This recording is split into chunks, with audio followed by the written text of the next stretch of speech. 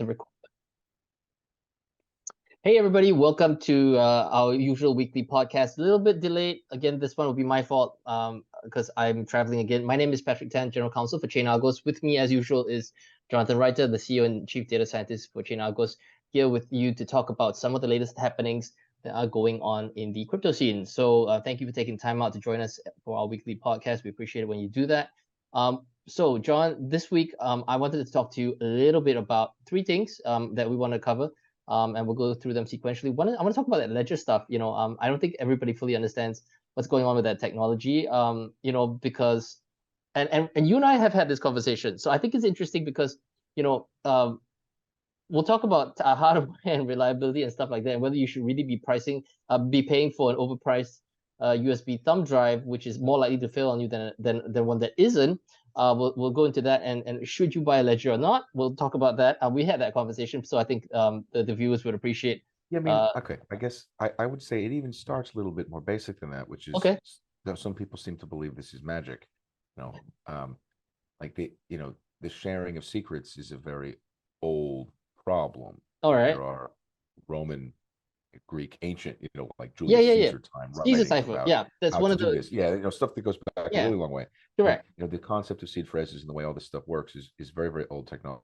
It's extremely well understood, and the basic trade-off. There's a secret. If you're the only one that knows the secret and you die, the secret's that's gone. It. Yeah, secret's gone. There is no way around that. Right? Yes. So and connected similarly to the amount of software that runs on all of our devices is much larger than most people realize. Many levels of stuff, and it's a fancy thumb drive. It's got a bunch of stuff on it. That stuff is either connected to the outside world or not. And if it isn't, fine. But if it disappears, it disappears. If it's connected to the outside world, if the software can be changed, whatever, guarantees are really difficult, right? It is the idea that you sort of engrave your password on a gold plate and send it up into space on a satellite, and that's where you store your secrets. You can't do any better than that. And then it blows up, and that's the end of it, right there. That's it. Yeah, that's it. Okay, haven't solved that problem. No, fine. I think I accept all that. What I do appreciate probably is the theater a little bit. I mean, okay. it's right, correct. So we have to admit, okay, and not to draw parallels with COVID, but I remember very clearly that there was a virologist or some kind of expert doctor who was an expert in viruses. And he said that a lot of the stuff that we do, especially in the COVID precautions, that was just pandemic theater. It actually doesn't do anything. So I maybe washing hands and stuff like that. Although it's a good idea to wash your hands all the time anyway. But that's a separate discussion, right? But with the ledger, and I mean I'm guilty. I have a bunch of these because I thought they were cool, not necessarily because I was convinced that it would work. I mean, but the idea, because the minute. Okay, so for those of you out there who don't exactly know how a ledger works, basically it looks like a thumb drive. Doesn't cost like one, but it looks like a thumb drive. And it has like a little window where you can put in like key phrases and stuff like that. There are like little buttons on it, and then when you hook it up to a cable, it can actually go to your computer, and then there's an interface. So now technically this is a hot wallet, right? Because once you plugged in this thumb drive into this thing, it's a hot wallet, and then. Yeah, I mean, some of the models have Bluetooth, so you don't even need. Yeah, I know. Like you actually have to pay more for Bluetooth. People are buying cold storage with Bluetooth. And then what? All right, maybe you don't know how Bluetooth works. Anyway, yes, it's good. However it's connected, it's a hot wallet when it's plugged in. That was what I was thinking. So I knew straight off the bat that this wasn't a cold wallet in the sense that you would think it is, because the fact that it connected to the internet, there's no air gaps and stuff like that. It's stuff like that. So tell me, John, in your opinion, is there any value to any of this ledger theater, if you like? Okay, so what happens with Ledger is that you have to trust that the Ledger people have written the software in a way that the key never leaves the device. So you plug it in, and in theory, it might be able to leak, but that they've designed it so it doesn't leak. You never have to type anything in. Correct. And then when you unplug it, it's offline. And if you don't see the funds getting moved quickly, you're good. That's not a useless service. I mean, I don't think either one of us is suggesting these devices are pointless. Correct. But it's also not a 100% infallible solution where your data is never accessible. Yes. Yeah, okay, it's certainly better. And for people that have very little technical competence, this is much better than them rigging up some scheme on their own. Or, who were the Razzle Khan who kept her passwords in like a Google Drive plain text Yeah. file. You see people do, billions of dollars worth of, you see people Yeah. doing stuff like that. It's Yeah, very that's an mad. interesting choice. It's all relative, right? Security is about Yeah. these kinds of trade-offs. So it's not that it's bad or useless. It's just that some combination of people not really understanding what's going on and marketing that maybe made stuff sound a bit, better than it was. Look, this is a general problem in this space where people Yeah. make marketing claims that can be interpreted in a way that's accurate and can be interpreted in a way that is solving some centuries old, impossible, trade-off problem. And people interpret it in the magic. And of course, it's Yeah. not magic. It's just the Yeah. other thing, misunderstood marketing. So yeah, fine. In this case, they were leaning very hard on the fact that the data could never be extracted from the device. And then they introduced a software update that allowed you to remove the data from the device. They didn't actually say that it was impossible. I mean, one of the statements is that a firmware update cannot leak the private keys.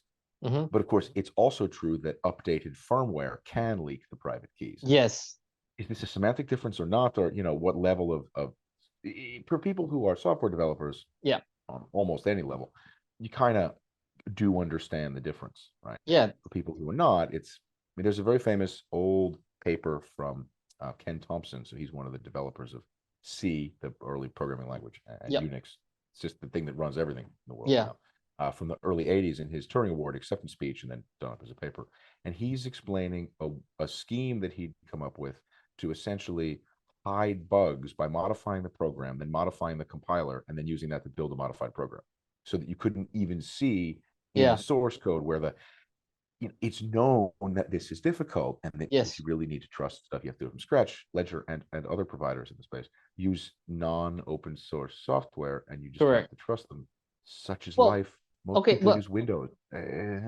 Yeah, I know. So riddle me this, just for my benefit. Let's say now, even if the key executives, because we don't really know. I mean, with internal code, right? There's certain levels of security. Some employees, some developers can access certain bits of code. Some can't.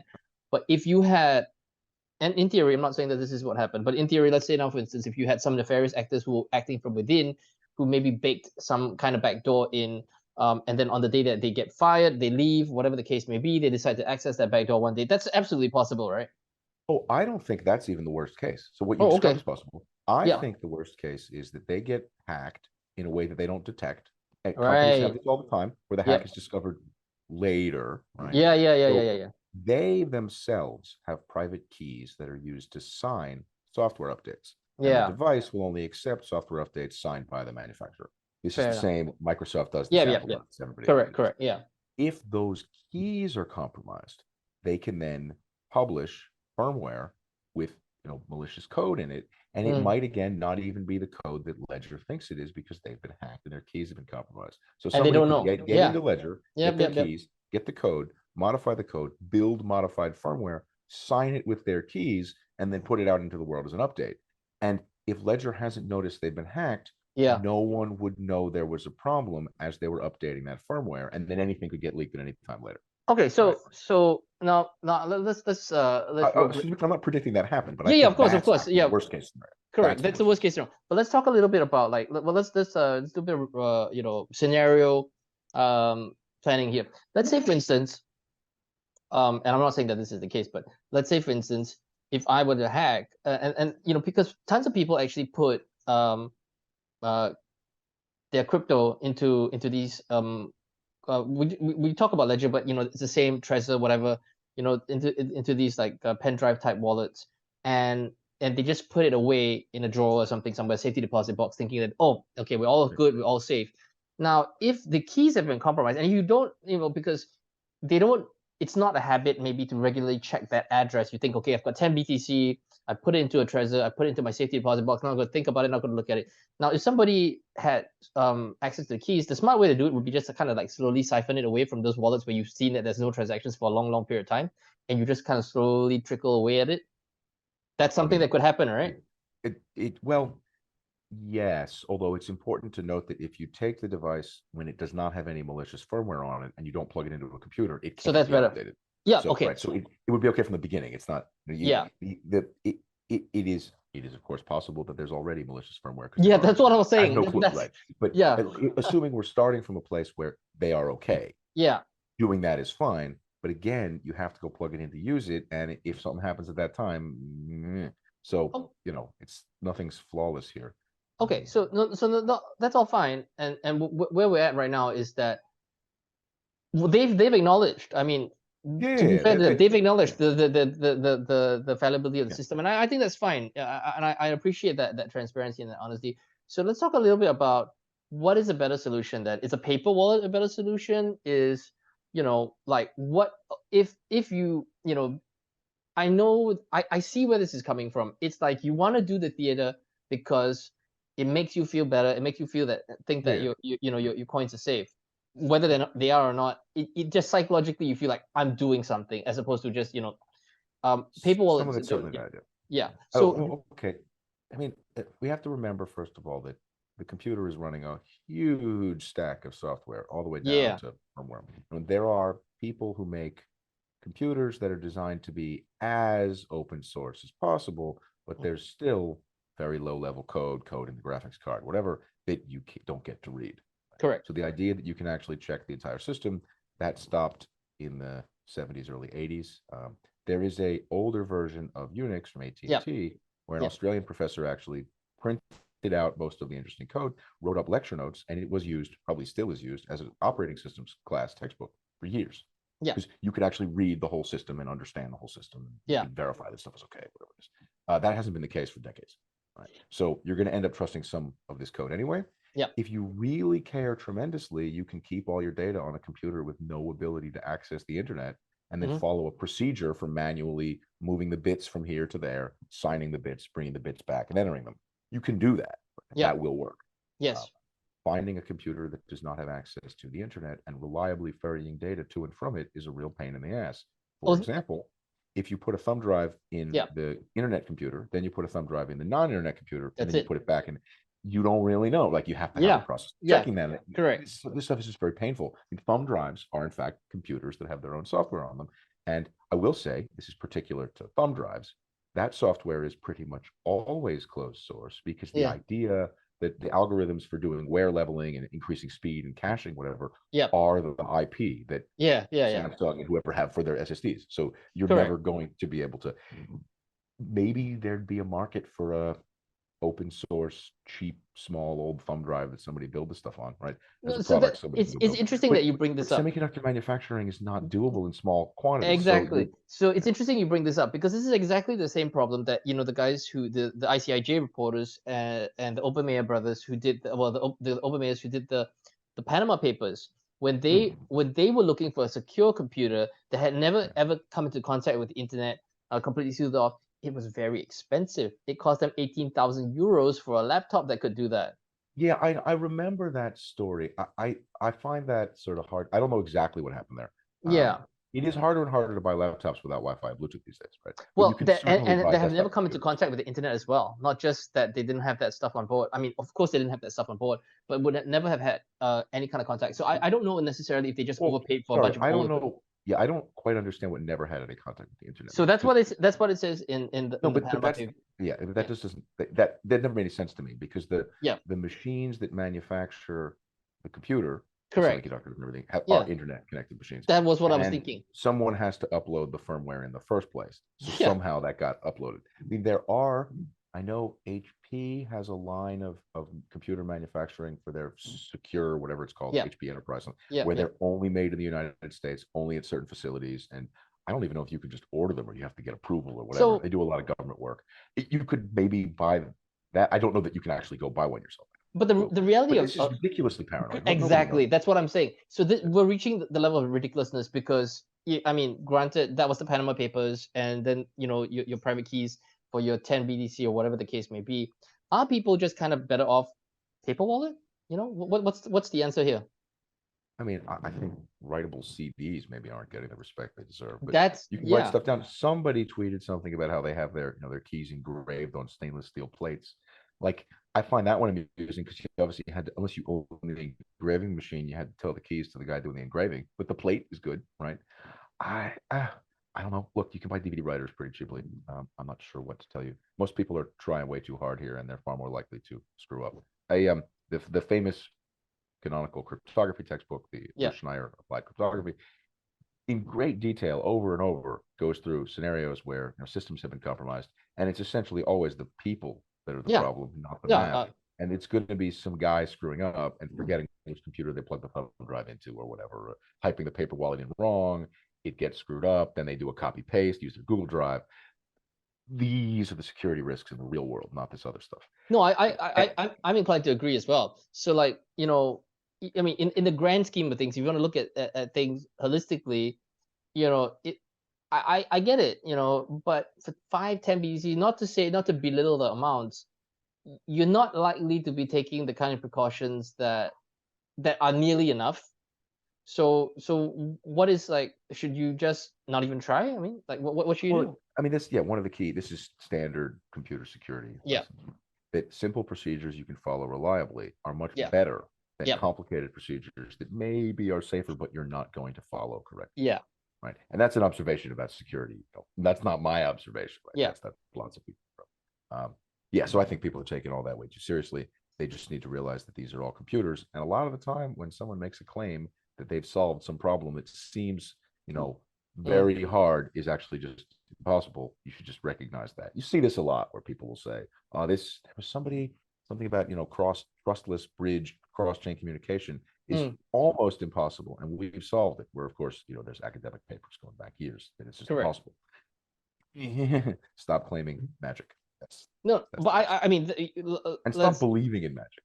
Well, that seems to be the essence of this space, because everybody wants. Well, first of all, there was the belief that Bitcoin would solve all our problems because dollar issues with that. We found this special magic bullet that would solve all the world's inflation problems. That's a long conversation. Yeah.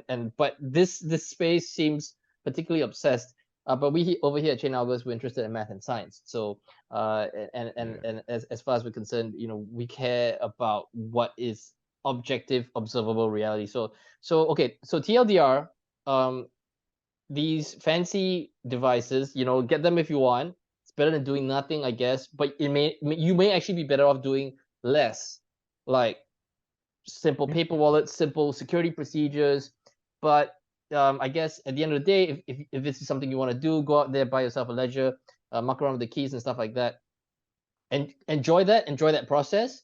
But don't fool yourself into thinking that you are necessarily more secure than if you had just gotten a paper wallet, I guess, or done some very, very basic, cybersecurity hygiene, cybersecurity protocols. And don't buy the one with Bluetooth. Come on. And don't buy. Yes. How does anybody think that's no? So absolutely. I mean, that one has always bewildered me, because I remember early classes that use it for Wi-Fi, public Wi-Fi, and Bluetooth. Those two things are the most easily compromisable bits. And so why would you get a device that's supposed to be secure that has Bluetooth access? And some of them I think even come with Wi-Fi, which makes no sense to me. But that's it. That's it. Now, I mean, while we've got you on the show, I really want to talk to you a bit about. So there are three things that we wanted to cover today. That we've talked about the ledger stuff. We will cover Binance towards the end of the show. But right now, I actually want to talk to you about the Tether attestations, because there's been a lot of buzz about this on crypto Twitter. A lot of people talking about it. And one of the things that they said that kind of like, so let's just talk about numbers now. Tether said they made 750 odd something million in profits. They made 2 of those profits, and then after that, they went ahead and said that they bought $1.5 billion worth of Bitcoin. There are plenty of people out there who have suggested that the numbers kind of looks a bit sus. I mean, like it all measures up. Well, I mean, okay. So just to be clear, though, they didn't say that they went out and bought that Bitcoin. Yes, correct. Yeah, sorry. Yeah, they had bought it. They said that they had it. They said that they had acquired it or whatever. They had acquired it. They didn't talk about the timeline, but some commentators were saying, "Hey, look, it looks a bit weird. You said that you made 2 successes of very neat returns, 750, and then by the way, we also happen to have $1.5 billion worth of Bitcoin." Oh, okay. So look, if they were simply buying T-bills. Right? Yeah. You would expect the returns Yeah. to be pretty smooth over time because you know Correct. exactly what that portfolio earns. So Yeah. I don't know that it's a terrible thing that the earnings of a stable coin are pretty stable. Yeah. Yeah. This is not about believing them or not believing them. Yeah. I'm Yeah. saying Yeah. that's actually not suspicious if you have Yeah. $100 in T-bills Yeah. every quarter, you're going to earn something like $1 because Yeah. that's the way it works. The interest rate is 4.8%, whatever, something, and it would be pretty stable from period to period. And you could watch it track as rates go up. Now, these guys also own all kinds of other random stuff. Correct. Where did that Bitcoin come from? Some of it's probably seized collateral. We know they've seized such collateral before. Did they sell it? Did they not sell it? Whatever. We don't know. So I guess given that the earnings seem kind of smooth, surprisingly high, they're certainly earning a higher rate of return than they will. Well, what we've learned there is that they're taking more risk than we expected. Okay, I don't think that counts as new information. Right? Well, I also don't think that's a good. That's not something I want to advertise as a stablecoin issuer. Whatever, but it's also not new information. No, it's not new information. You're right. The amount of assets in the uncategorized pile decreased, and the amounts of the other assets went up. We have no idea if that is them selling weird stuff, converting weird stuff into normal stuff, reclassifying stuff. It got redeemed. They bought more. We have no idea. Yeah. I don't know that anything in those documents makes. I don't feel like I learned much from those documents because you read it and okay, these people are maybe not the most reliable people. I knew that. These financial statements don't make a tremendous amount of sense. There's no new information there. Correct. Yeah. There's no new information to be gleaned I from didn't that. see massive glaring red flags relative. No, to I agree. I agree. is, but right? I feel that was the whole. I won't say that that's the whole point of the exercise, but I will say that if that was the point of the exercise, it was very cleverly done because this allows you. You know how sometimes lawyers, how lawyers speak. We'll say a whole bunch of stuff, but actually we've said nothing at all. And it sounds like the guy said a lot of stuff, but in essence, he's made no points. He's made no commitments to any sort of position. I feel that these Tether attestations were exactly like that. I'm gonna give you some information, so you won't say that I didn't tell you anything, but I'll give you enough so that I have plenty of ways to wiggle out of it. Like, we were going through this thing in, the team was going through this thing in some detail. And what I said, the first thing that struck me and came to my mind when I looked at it, I was like, you could offer any number of reasonable explanations as to why something is like that, why this number is this way. And you could, like if they try to catch you this way, you could, worm out that way. Each and every one of them provided plenty of breadth of options to come up with an explanation as to, okay, why this is, no, it's not a problem. This is, And I mean, those are classic characteristics of people who just don't want to explain all the details, which is fine. Correct. Yeah. Or of people who don't really understand all the details. I mean, there are certainly signs that some of the operation there is not very with it on at least finance vocabulary. Forget if they understand, mechanically. And of people that are just trying to hide something. So that could be happening. It's not a good mix. It's this confluence of possible explanations as to why this is the way it is. This is not good. You're either hiding something, you don't know what you're doing, or you know what you're doing and you're deliberately hiding something. I mean, what I find most amusing again is that they'll refer to sort of their asset mix has to be secret because that's their secret sauce. Like you're running essentially a money market fund. There's no secret sauce. Like this, I find that funny. Anyone that's worked in bond trading for any period of time will tell you the correct way of doing this is really straightforward, and it is amusing and frustrating reading all of these. And this is not just Tether, right? This applies of course, the Circle stuff. You read them and think, banks operate very similar type products, and I don't mean the commercial bank side. I mean the investment banking, trading. Similar type products all the time. They're just like stable coins. They're just not permissionless, decentralized, whatever. But the finance side. No, well, no one would operate it the way these people operate. Tether can't claim to be a permissionless, decentralized stablecoin. Sorry, I don't. Correct. I understand. But they're the furthest thing from a permissionless. Okay. What I mean is that the product I get that. I know. Requires you to interact with the issuer. I know what you mean. Which all the more reinforces your point, which is that it should be easy to be transparent. Yes, it should be very straightforward. It should be very straightforward to be transparent. And I mean, a cynical person would say that the secret sauce is lies. That's the secret sauce. I mean, at the very beginning, it seems very likely that they were, we know from court papers, right? Oh, yeah, we know that. Invested in it and dealt with some people who were pretty sketchy people, and the money got seized, whatever. Fine. I'm going to guess that they have been making something like an effort to regularize the whole operation. Yeah. And their issues around audits and transparency are that they can't excise all of that weirdness, badness. They can't cut everything out.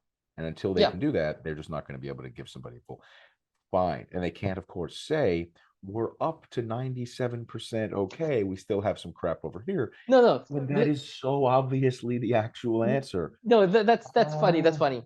No, you know what it's like? It's like Mexican drug cartel, right? Mexican drug cartel wants to go legit, so you keep buying. The Cali cartel is a good example of that. So they Well, this bought a is the whole bunch. plot of The Godfather too, right? Yes, true. So they try to go legit. They go buy a bunch of. So the Cali cartel buys a whole bunch of pharmacies and stuff like that to launder the drug money. So they're selling good drugs alongside bad drugs, and which is kind of funny if you think about it. Like, why pharmacies? Could it be that you get access to the precursors and stuff like that? Okay, so yeah. Oh, sorry, we're losing John right now, and if you're watching this and we don't cut it out, I do apologize. We will pause the recording here and we'll cut back in. Oh wait, John, do we have you again? Oh, Yeah, John, yeah, sorry. So we cut up for a while. And if you guys are still watching this, I do apologize. That's because I'm in San Francisco right now. John's still back in Singapore. Yeah. So it's absolutely. I mean, like, for somebody to understand that, that's the answer right there. It's not easy to clean out those bits of the business that you've been that's running. probably the challenge here. Yeah. Yeah. So that, in some ways, not saying that that's better, but in some ways that does answer the question, are most of the dollars there ish? Yes, no? Yeah, well, okay. Whether or not they have all the money has nothing to Yeah. do with whether or not they're making a good faith effort to regularize the business. Yeah. My guess is that, maybe they've managed to make up, look, the return on just T-bills is sufficient now to cover some holes. Yeah. They certainly have a bunch of the money, if not all of it. Yeah. I don't know. Those are independent questions, right? Yeah, correct. I get it. If they don't have anything like all the money, they obviously can't get a real audit. But there are plenty of other reasons they couldn't get a real audit either. And Yeah. those reasons are known to be true. Yeah. I mean, they lost money in that crypto capital thing. Yep. 6 years ago, whatever. And whatever happened there is not the kind of thing that you were going to put through an auditor. And Yeah. I don't know whether they managed to even cut out all the consequences of that. So, who Yeah. knows? Who knows? I mean, in the end of The Godfather, Michael Corleone doesn't manage to get out of the business. No, It's hard, no, right? This no, stuff is it's hard. difficult. Yeah. Removing weirdness like that can be very hard. I can't say I sympathize, but I understand. Okay. So finally, and before we go, let's talk a little bit about some interesting stuff that happened on the BNB BNB Beacon chain, right? Was it last week? Sorry, Smart Chain. BNB Smart Chain last week. A bunch of BUSD and I think USDC was burned. So talk to me about that. So previously, we found some situations where Binance was removing the backing. Yeah. So they have peg tokens and they remove the backing for those tokens, eventually restored it somehow. In this case, they seem to have taken a bunch of tokens on their own chain, on the BNB Smart Chain. Yeah. And they burned those tokens. Okay. So at this point, the backing wallet has more money than is necessary to maintain it. So 1-to-1, 140%, whatever in one case. And they just left it that way for 24 hours for two different tokens. Now, in some sense, people are going to say, well, over collateralized is better than under collateralized, right? Broken is worse than working, right? That's the correct way to look at this. Yes, correct. So that money belonged to someone, right? So if that money was Binance's, it means that they just left a bunch of their corporate funds in wallets that are supposed to be for other purposes. If that money was a client of theirs, a depositor or whatever, it means that a bunch of client money was left.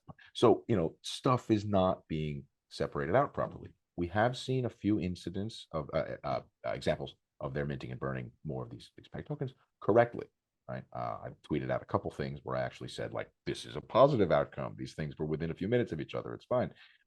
This was $755 million in the peak, and then $250 million USDC. So $1 billion, which is in la la land for 24 hours. Yeah. I mean, I don't know if saying do better is even the right thing to say at this point, because I don't know. At some point, you have to question if they care or if they're capable of doing better, only because that's just so egregious that it suggests the procedures are just not there. People aren't doing the stuff correctly, or it just They doesn't don't- matter. It's not a priority, which is fine. Not a priority is a valid answer for them. I think the easy answer is that they probably don't care enough, because we've seen situations in the past where they burn stuff on the BNB Smart Chain, and then within 2 minutes, 3 minutes, you know, a short period of time, basically, not 24 hours, definitely. But yeah, And 24 hours seems to me to suggest either you don't give a crap about the entire process, procedure, what have you, or you forgot about it and came back to say, oh crap, I haven't done it yet, I better go get it done. More likely, we don't know that, or it's plausible this is just human error. That's what I'm thinking. Yeah, but a procedure like that shouldn't have. I mean, you were a pilot for years, yeah, right? correct. Lots of So stuff where you they have to shouldn't. confirm with somebody else, and I can confirm with you that, because that's a matter of life and death. Like literally, they have tried to take the human element out of it as far as possible, so that you don't stuff it up for 300 people at the back. And that's a good idea. And what we're seeing here is either they don't care, don't know, or aren't doing the things that they say they are doing. And in which case, sadly, just like the Tether one, none of those are good. That's a confluence of bad reasons to do the same thing. There's a connection here both to the ledger discussion and to the true dollar discussions. Yeah. And the connection is that, we know how to do procedures for handling these things properly. Ledger similarly, like the procedures at a high level are well known. These are problems. What the true dollar people do for redemptions is they have these designated special wallets with 35 zeros whatever in front, and the tokens go there. And they're literally in a holding area before they then get redeemed, as opposed to just being in a holding area. They are designing the correct procedure here. We know how to do that. They should have wallets for moving stuff if there's an operational problem or whatever. Separating things. They seem to be in with the true dollar people at least a bit. They could have a conversation about that. And yet, following those relatively straightforward, long established procedures, just like the firmware updates ledger thing, we know the answer. I don't know why we're not doing it. I'm not sure. I mean, on some level, I think people don't care because they haven't lost any money and the price hasn't collapsed yet. But someday soon, this thing is going to break and it's just going to go to zero, because that's the way everything in the world works. Yep. And on that note, that's all we have for you this week. Thank you for tuning in. We appreciate it when you do that. And if you guys got any other questions for us, please leave them down in the comments below. Otherwise, like and subscribe to the channel. We appreciate it when you do that. Have a great week ahead. From me here in San Francisco, thank you for tuning in. From John over in Singapore, thanks. I hope you guys are having a good weekend. And we'll see you again next week. Thank you very much. All right. Thank you. Bye-bye.